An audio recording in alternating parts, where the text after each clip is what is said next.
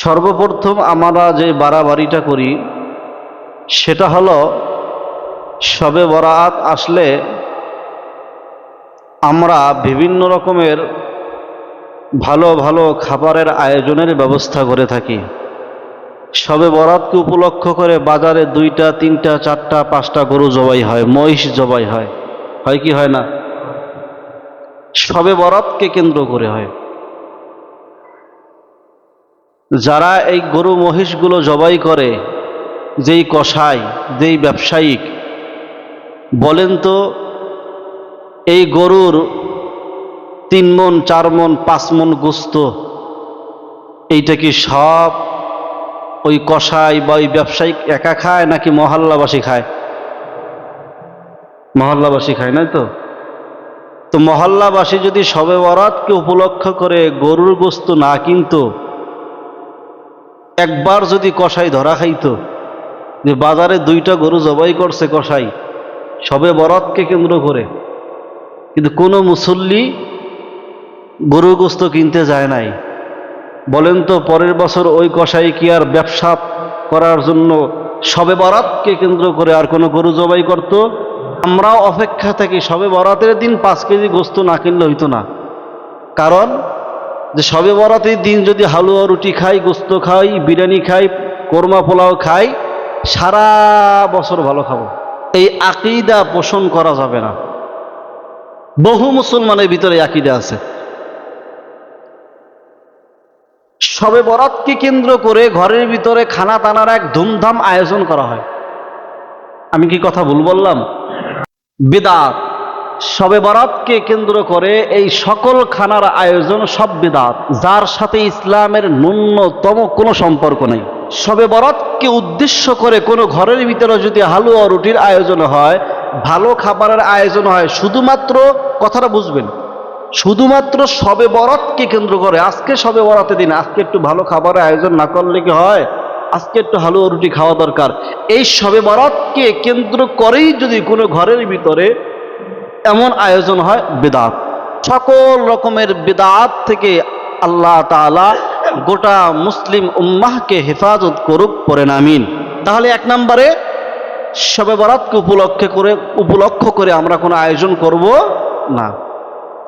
2 নম্বর, শবে বরাতের রাতে সন্ধ্যার পরে একটু গোসল করলে এই গোসলের যে পানি শরীর ধুয়ে ধুয়ে পড়বে, এর সাথে গুনাহগুলো ঝরে যায়, এরকমের অনেকের ধারণা বিশ্বাস আছে। অনেকে এগুলো করে, গোসল করে কি করে না? শবে বরাতের রাতে গোসল করে। কেউ ভাই গোসল করেন কেন? মহিলারা করে। গোসল কেন করেন? তা শবে বরাতের রাত তো, গোসল করলে না গুনাহ ধুয়ে যাইব, বিদআত।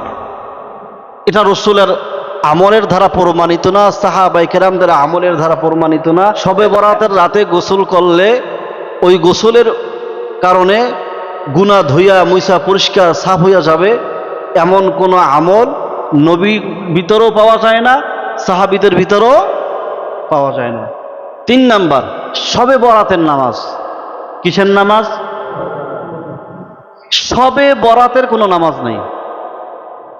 শবে বরাতের কি নাই? শবে বরাতের কোনো নামাজ নেই। নফল নামাজ আছে। কি নামাজ আছে? এখন নফল নামাজ কেউ না পড়লে গুনাহ হবে? পড়লে কি হবে?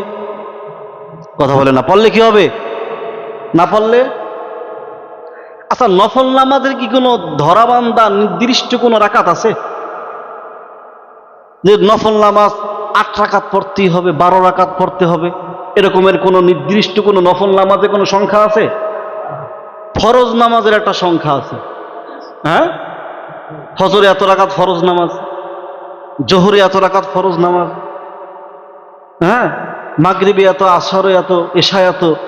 ফরজ নামাজের নির্দিষ্ট রাকাত আছে, কিন্তু নফল নামাজের কোনো নির্দিষ্ট রাকাত নাই। নফল আপনি 2 রাকাতও পড়তে পারেন, 200 রাকাতও পড়তে পারেন। মাসালা কি বুঝতে পেরেছেন? নফল নামাজ আপনি 2 রাকাতও পড়তে পারেন, আবার 200 রাকাতও পড়তে পারেন, সম্পূর্ণ আপনার ব্যক্তিগত ইচ্ছা। আপনি 2 রাকাত পড়বেন, 4 রাকাত, 6 রাকাত, 8 রাকাত, 10 রাকাত, 12 রাকাত, 20 রাকাত, 50, 100, 200, 500 যত পারেন নামাজ পড়বেন। নির্দিষ্ট কোনো রাকাত নাই নফলের। নফল নামাজের নির্দিষ্ট কোনো সংখ্যা, যত পারেন তত পড়বেন।